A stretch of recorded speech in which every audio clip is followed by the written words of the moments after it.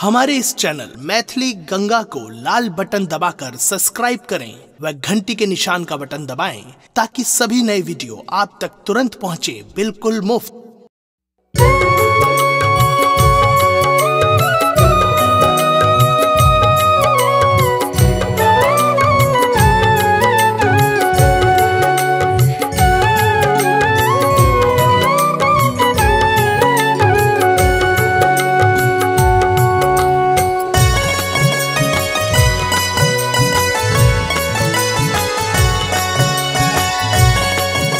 आप सुन रहे हैं गंगा कैसेट की प्रस्तुति।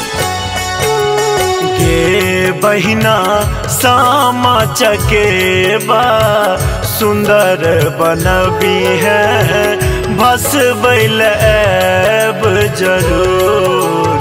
के बहिना सामा चकेबा सुंदर बनबी है भसबैल ऐब जरूर। यो भैया सामा चकेवा हम बनायब बस बैलेब जरूर। यो भैया सामा चकेवा हम बनायब बस बैलेब जरूर।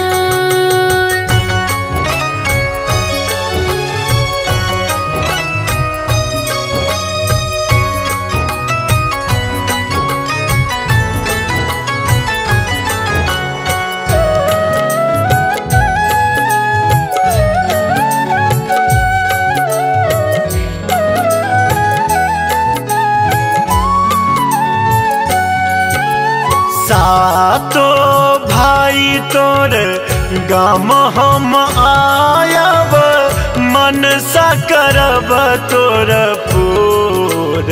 के बहिना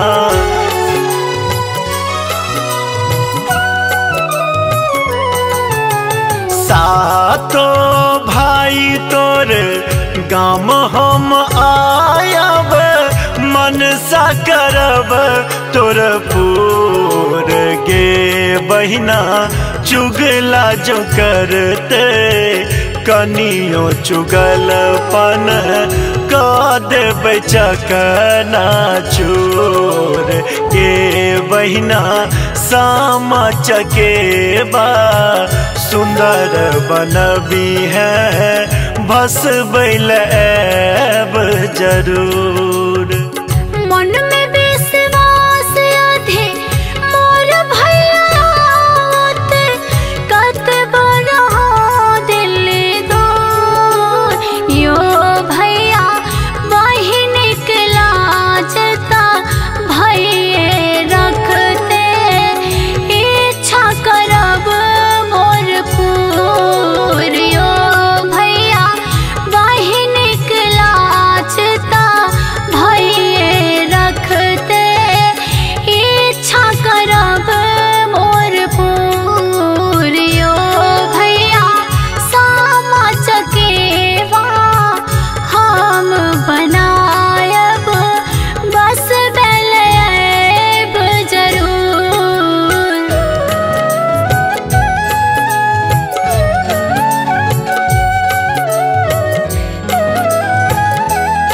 आप सुन रहे हैं गंगा कैसेट की प्रस्तुति।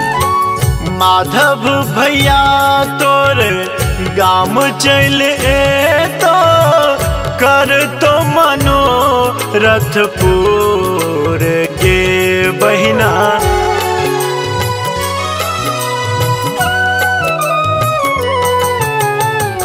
माधव भैया हमर आगे मिलते वृंदावन से सामूर।